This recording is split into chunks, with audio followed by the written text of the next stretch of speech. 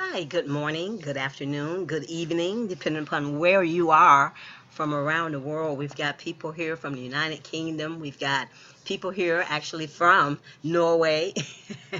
We've got people here from all parts of the United States. We've got people here and from different places in Europe as well as on the continent of Africa, and I can go on and on. We got a couple of people from India here. So we've got a pretty um, pretty well varied population of people who are interested in Power On Xpress. So let's get started. This is not an opportunity call. I'm going to actually talk about our first product called BioAuctus. Power On Xpress is the direct sales arm for Exergonix, which is our parent company. Hello, everyone. My name is Faith Sloan. So first I want to talk about Torfin Johnson. He's just a wonderful scientist. He's been working in the industry in terms of green energy, in terms of fertilizing, and a lot of good things in terms of farming. And I mean, I can go on and on and on, but I'm not, and I'm going to show you how you can look that up. Well, BioAuctus is the cube. It's the first physical product rollout for Exergonix, and it's going to be rolled out next month, February 2017. Torfin Johnson, he's the founder and the chairman of Albedo Technology International. He founded it back in 1982. He serves as the chairman. He's the director as well. He's been a director since 2002. The corporate headquarters is actually in Norway. So let's talk about why Power On is always on the edge. They're always on the trend line in terms of integrating. We're integrating cryptocurrency with network marketing, with green energy, and also with agricultural type products and products that that directly, positively affect the environment. It is really, truly exciting. There was an article in Business 2.0 magazine in May 2006.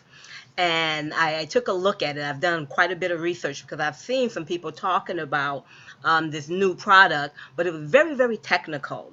And a lot of people aren't even well versed, like myself, well versed in global warming and all of these things, the albedo effect and all these things. So what I did some research, and I want to come back and I'm going to put that research in English for you, for the layman. And the topic was, could the Sahara become Africa's next breadbasket? Because Torfin was doing some work over there in Africa because he's highly concerned about, water, fresh water, the children. I mean, his interest in the environment and in the people is just, I mean, I've never seen anyone like that. I've done a lot of research on this man. He's done some wonderful work and have loads and loads of patents, okay? Well, he really truly believes it is. And this is something he believes in his heart, and he has proof to show. He's done extensive research. The startup has formulated a fertilizer, now listen to this, that boosts the soil's ability to reflect the sun. Why is that important?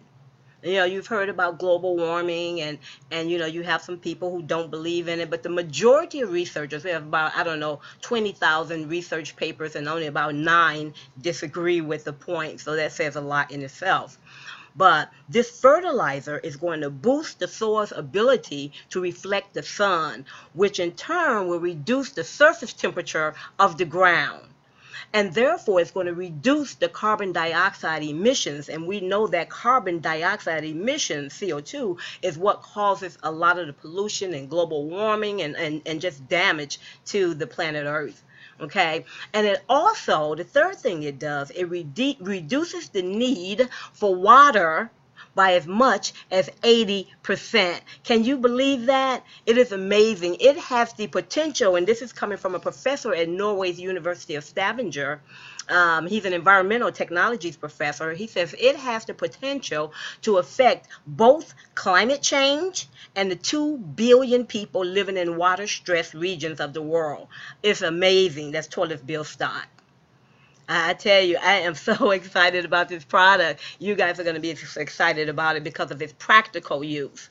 Now, Johnson, he's well known in Norway for his environmentally friendly industrial technologies. He came up with this idea after he discovered that most carbon dioxide in the atmosphere comes from nature. So rather than do what the other guys were doing, they're trying to control mankind's fossil fuel consumption trying to control the people and the corporations, he says, you know what? Why don't I just stop the soil's contribution to this damage instead? Why don't we go that route? Because he has more control over it. We have more control over that. That's something that we can do. So Exergonix, what they're going to do is they're going to target the $16 billion global fertilizer market and the $4 billion irrigation market. When I was out there at the leadership meeting about a month and a half or so ago, I believe, her time just gets by when I'm involved with Exergonix and Power On Xpress. But one of the things he said was this product will replace fertilizers. You know, we get the runoff, we get the poisons, all of the fertilizers runoff gets into our water, it gets into our bodies, and it kills us. It literally is killing us each and every day. And so he says this particular product, okay, BioAuctus, all we have to do is use it twice a year. You use it twice a year, once or twice a year, and you're done. And there's no pesticides, no poisons, no chemicals in this product. This is an organic product. It's amazing, okay? So we're talking about sun rays, biomembrane, we're talking about soil. That's all we're talking about. So number one, what's a biomembrane? It's just as simple. It is made out of water and organic waste. What they do is they spray it onto the farmland. Number two, they take the layer of that pigmented fertilizer. It increases the soil's ability to reflect solar energy. Okay, and that's what I talked about. You want that ability to reflect solar energy. And that's what we talk about when you hear people talk about the albedo effect. That's all it is, the reflection of solar energy. So if you have less sun being absorbed, then the land's temperature cools, and guess what? The water content increases. It sounds simple, but the science is rather complex. He's got loads and loads of patents. I have a reference to one patent here. Okay, you can find that on Google. Now, what I like to do, let's see here. Yes, let's go back here.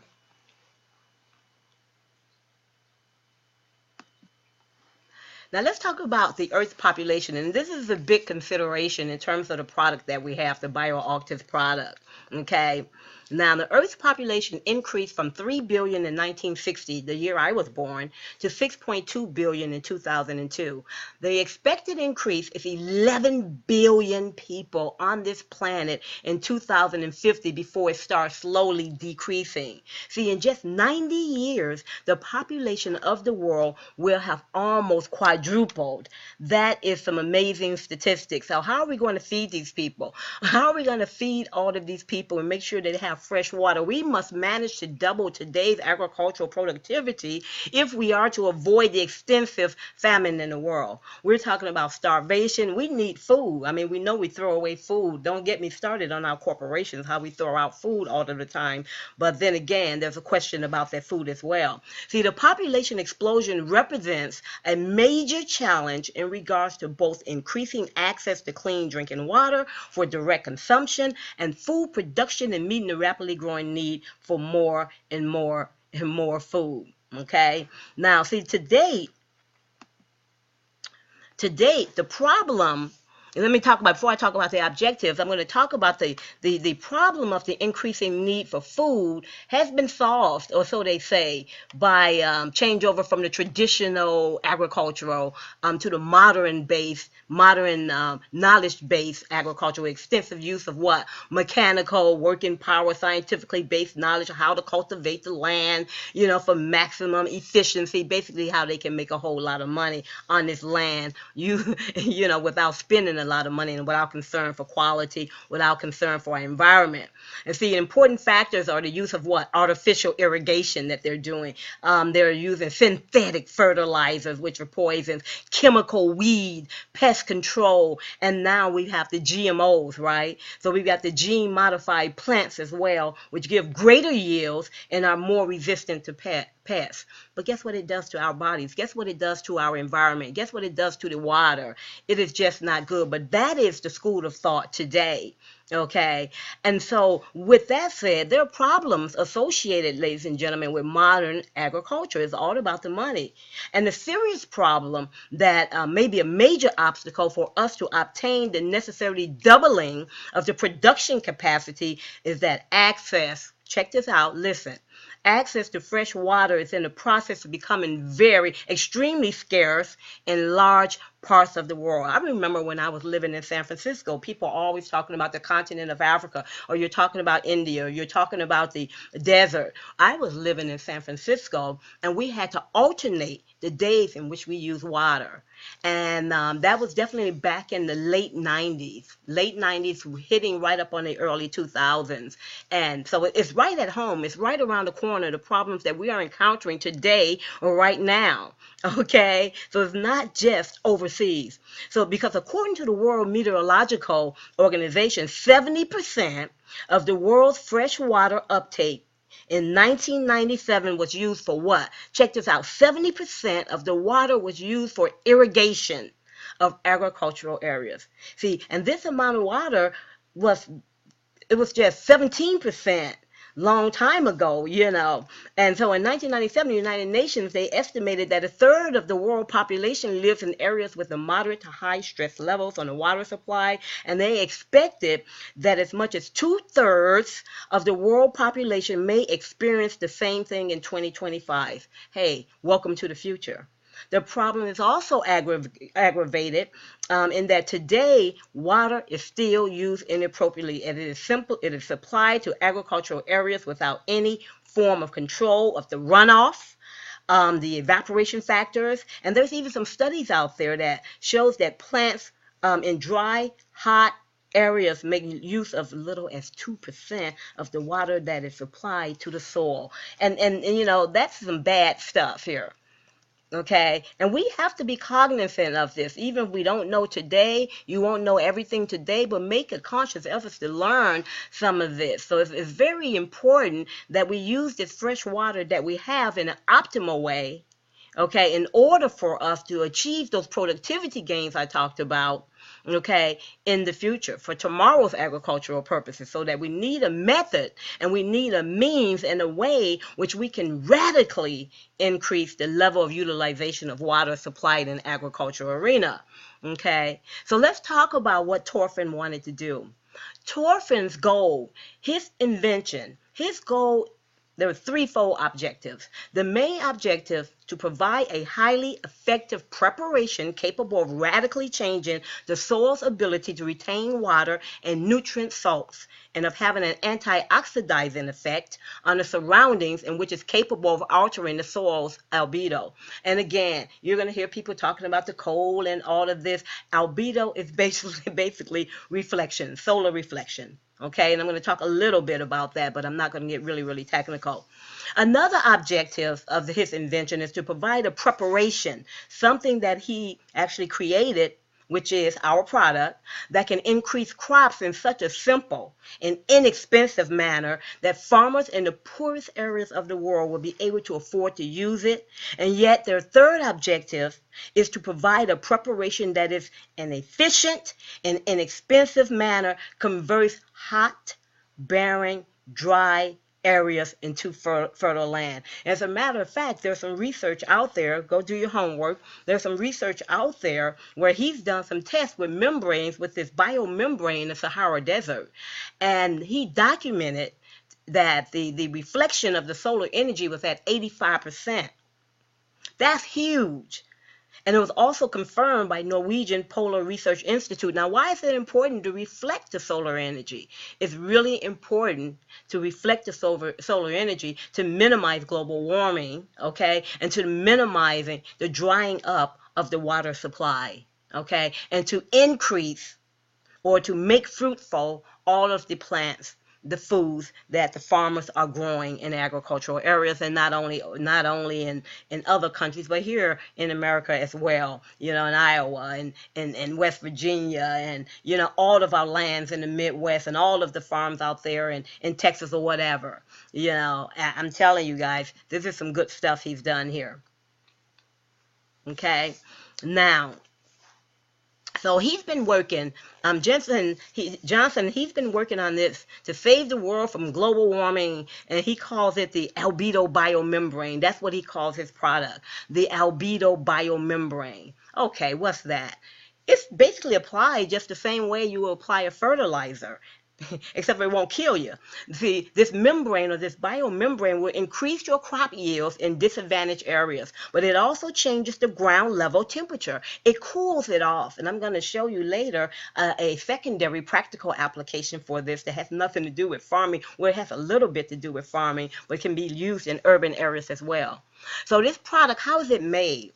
He takes this organic waste, okay, dries the baby out, grind it into a powder, and then he used either black or white pigment. He would sometimes use, he would use seaweed or some other plant-based ingredient. They would dry it out, and then you take it and you mix it with water. So the farmer would simply mix it with water and just spray it on the ground, just as they do the fertilizer. And so the result is what? We now have a biodegradable layer, healthy layer, okay, organic layer that forms like a sponge in the upper soil. Okay, so it's going to either reflect the sun's energy back into space, or it's going to conserve the energy on the ground. And that eliminates a lot of the problems that we have with the albedo effect. So as the membrane can either increase the soil's uptake of heat from the sun or reflect the sun, it is possible to increase or reduce the temperature of the soil's upper layers. And this is what he said. This is his quote. The biomembrane can be adjusted to different climates. So it's not as if it's a one-size-fits-all, where he's going to give it to a farmer in Iowa, and then he's going to give the same thing to a farmer, use the same thing in Sahara Desert, or give the same thing to someone in the Congo, if you will, or in Kenya, on the continent of Africa, okay? So it really, truly depends. So he's going to have various different types of this BioAuctus products, okay? So, and it really depends on the local conditions again, and you're going to adjust how much water is absorbed by the ground and how much is vaporized. Okay? And there was also some tests done by Johnson's company, Albedo Tech, and they found that under optimal conditions in a perfect world, that applying the biomembrane to soil can actually alter the Earth's uptake of energy from absorbing about 800 watts per square meter and reflecting back 200 watts, and then absorbing that 200 watts and reflecting back 800 watts per square feet. See, what this means is this in turn decreases the ground level temperature and reduces evaporation. Okay, and this means that the soil's absorption rate of carbon dioxide increases. Hence, there's going to be less carbon dioxide being released into the atmosphere because it's staying where it belongs. It's staying where it belongs. Isn't that amazing?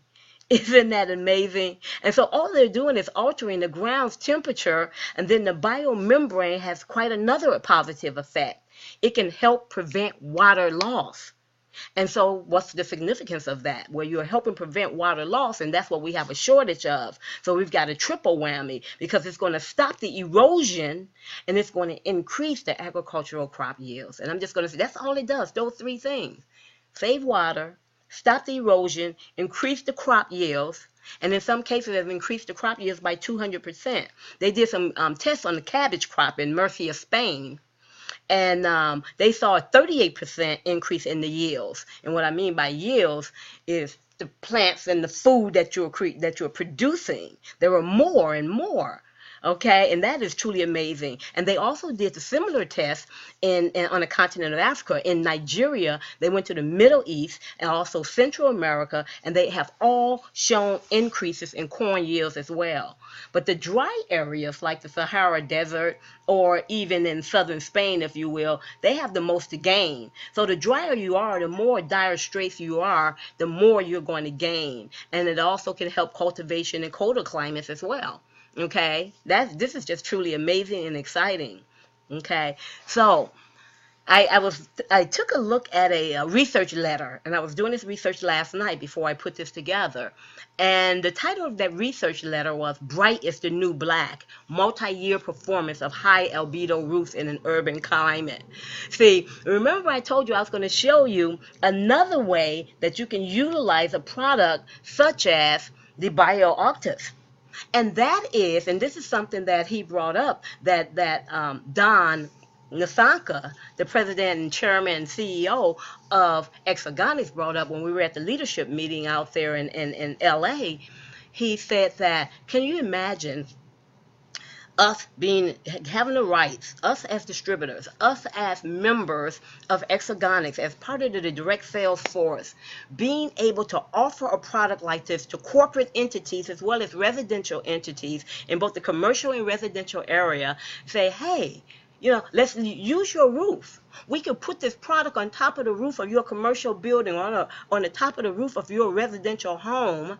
Okay, and it can look something like what we have up here in this upper left hand side, or however you want that to look.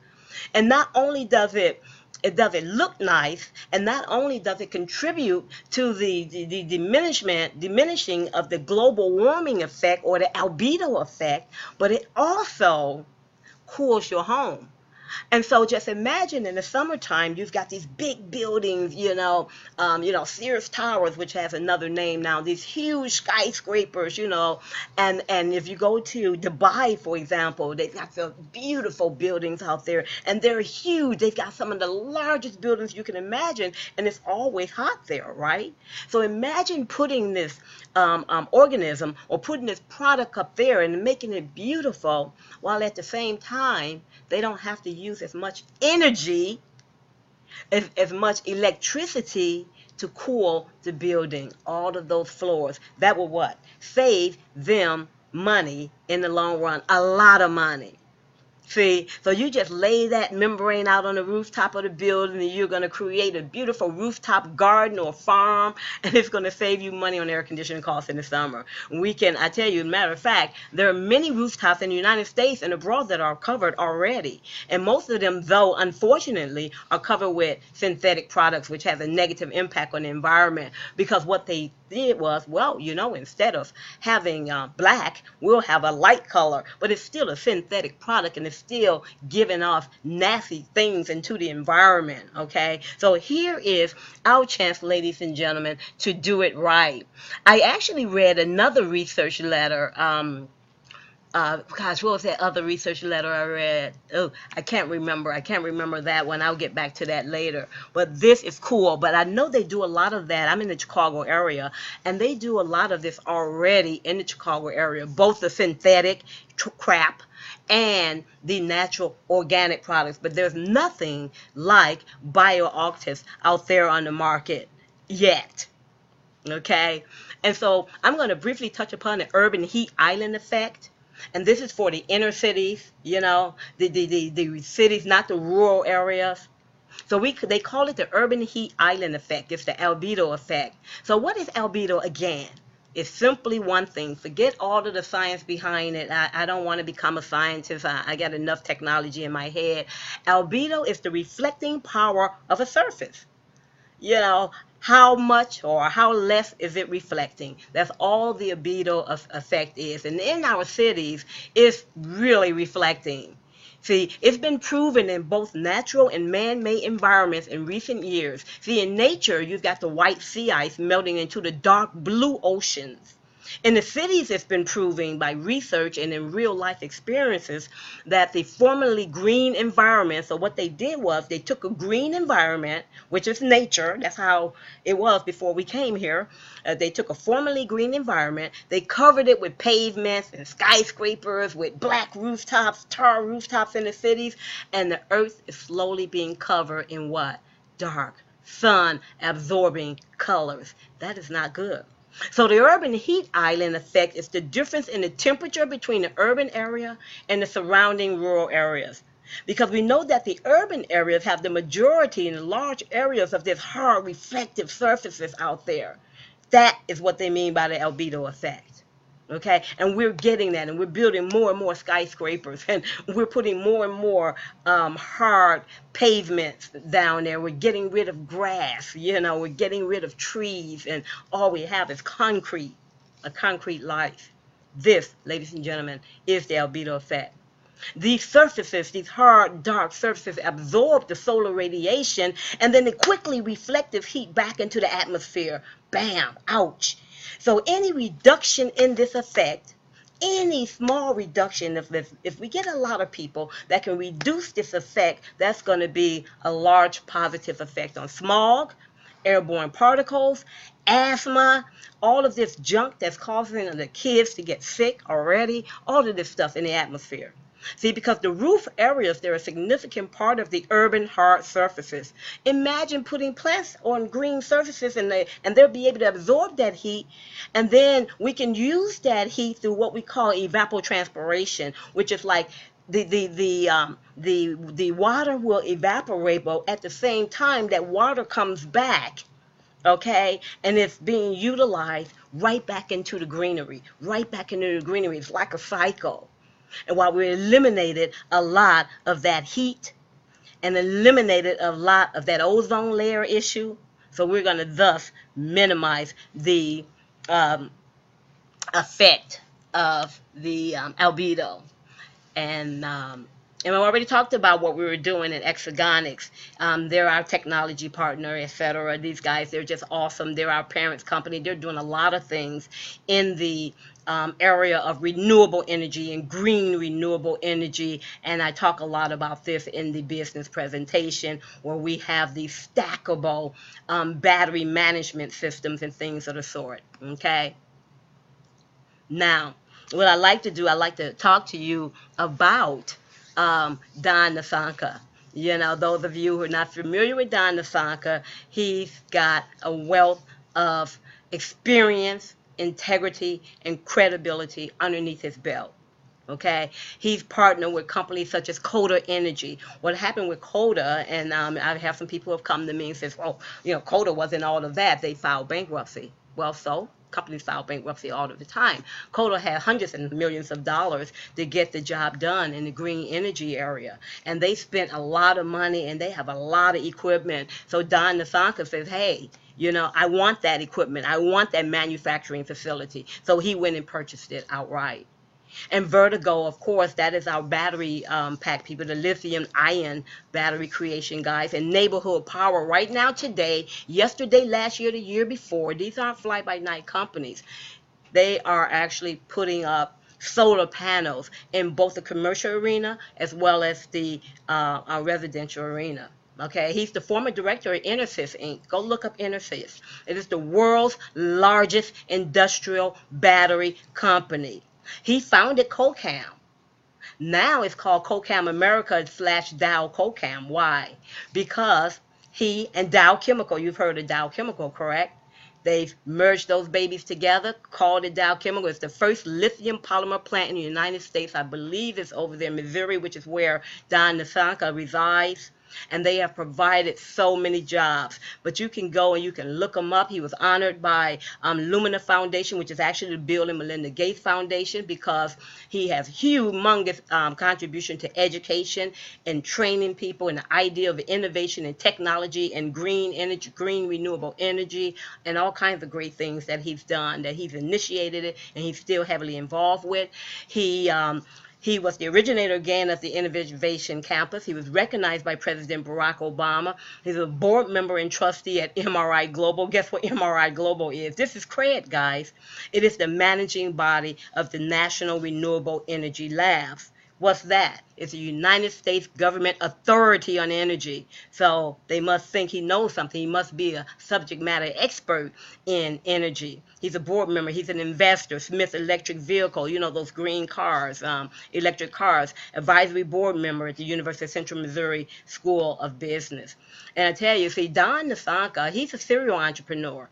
He has a global vision for strategic growth in renewable energy market. He doesn't sit down. He doesn't stop. He is one of the pioneers in the industry, one of the driving forces in introducing advanced energy storage technologies in the United States. So imagine we've got the green renewable energy, and now we have BioAuctus. So now we're hitting this green thing from all areas. He is talking about saving the world, one person at a time, one product at a time. And with our help in Power On Xpress, with using us as the direct sales force, we're going to get these products out there. And you're going to see this timeline as well, okay? He was actually cited for actively being involved in the advancement of lithium battery technology. He started out as an industrial engineer, I believe, and he was the founder and president again of CoCam America, and that's where he implemented that strategic plan to mass produce lithium batteries and was instrumental in the launch of power systems for the electric vehicle market.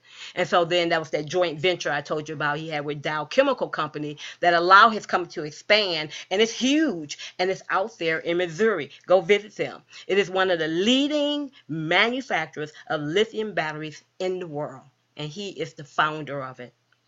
Okay, so I can go on and on and on, but here's what I'm going to tell you to do. Go to Exergonix.com.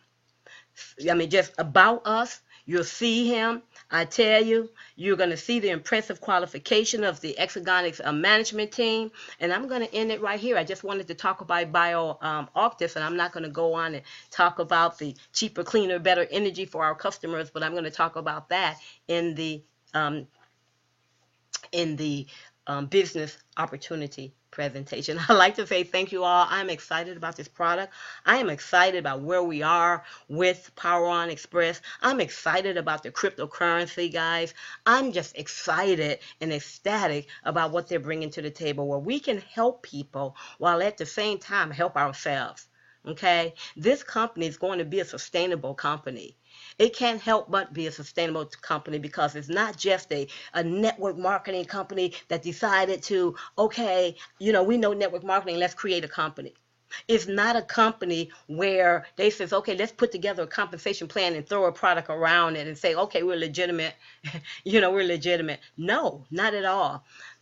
I tell you, Exergonix has been around for years and years and years. Don Nasanka and his team combined, they have decades and decades and decades of experience in the industry. People know them.